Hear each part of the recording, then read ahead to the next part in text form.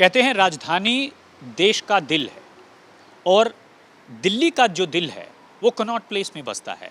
वो central park का इलाका, हर रोज़ बहुत ज़्यादा लोग वहाँ पर आते हैं, लेकिन वीकेंड पर इस बार 8, 9 और 10 सितंबर को बंदी होने की वजह से, जो सरकारी छुट्टियां घोषित की गई हैं उसकी वजह से जो मार्केट में आने वाले लोगों की स्थिति है वो बहुत कम है। लेकिन इन सब के बीच जो ख़ास बात है वो ये कि न्यू दिल्ली ट्रेडर्स एसोसिएशन, जो कि कनॉट प्लेस का एक बड़ा मार्केट एसोसिएशन है, वो इस पूरे बंदी से नाखुश है, नाराज़ है।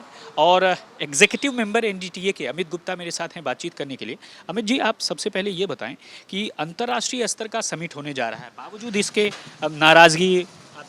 देखिए, नाराज़गी नहीं, हमारी नेशनल प्राइड है इस चीज़ में कि कनॉट प्लेस इतनी बड़ी मार्केट है दिल्ली की और इंडिया इतना बड़ा G20 समिट करने जा रहा है, तो it is national pride for the Connaught Place association, but not at our cost.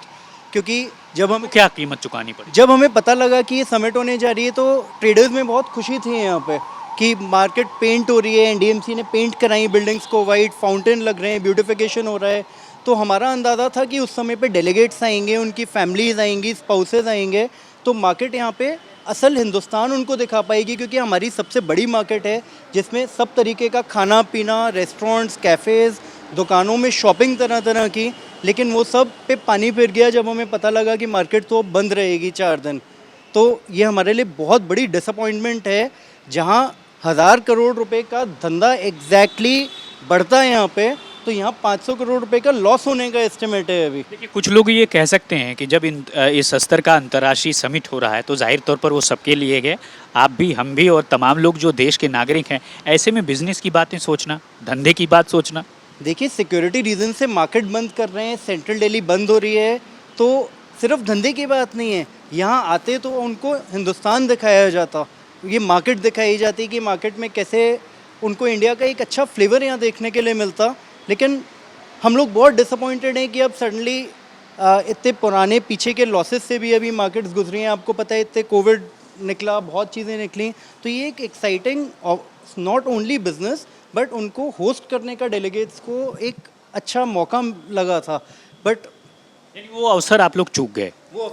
जो आप लॉस की बात कर रहे हैं, कब से बंदी है? केवल 3 दिनों की, या उसका असर तो बहुत पहले से दिख रहा है? देखिए, मार्केट बंद है 8, 9 और 10 तारीख को। अब ये वीकेंड है, हमारे लिए वीकेंड बहुत मेन टाइम होता है। वीकेंड पे हमारी 20-25% सेल्स बूस्ट होती हैं हर वीकेंड पे।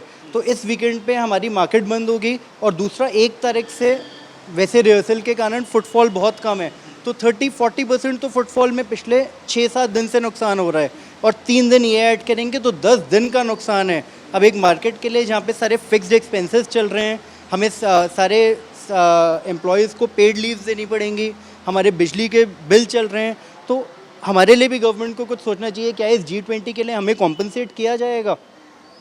ये भी मेरा सवाल है सरकार से कि हमारे इंटरेस्ट का कैसे ध्यान रखा जाएगा।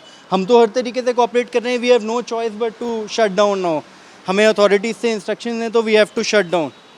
देखिए, बहुत इम्पॉर्टेंट बात कही है अमित गुप्ता ने। साफ तौर पर कहा है कि जो ये लॉस है, उस लॉस की भरपाई कैसे की जा सकती है। बहुत बहुत शुक्रिया बातचीत करने। Thank you. तो ये थे अमित गुप्ता, साफ तौर पर कह रहे हैं कि आखिरकार जो लॉस हुआ है और जो असर है वह सिर्फ 3 दिन का ही नहीं है, बल्कि इसका असर पिछले 1 हफ्ते से लगातार दिखाई दे रहा है। और यही वजह है कि उनके अंदर डिसअपॉइंटमेंट है, नाराज़गी है, और साफ तौर पर एक सवाल भी है कि आखिरकार सरकार इसका कंपनसेशन कब और कैसे करेगी, इसका भी प्लान होना चाहिए। और अक्सर जो कारोबारी है, पहले कोरोना काल में उसने जो है मार्केट या बिज़नेस की मंदी देखी थी, और अब G20 समिट के दौरान जब इस तरह का क्लोज़र हुआ है, उसके बाद से उन्हें इसका खामियाजा भुगतना पड़ रहा है। अभिषेक सिंह के साथ राम किंकर सिंह, दिल्ली आज तक।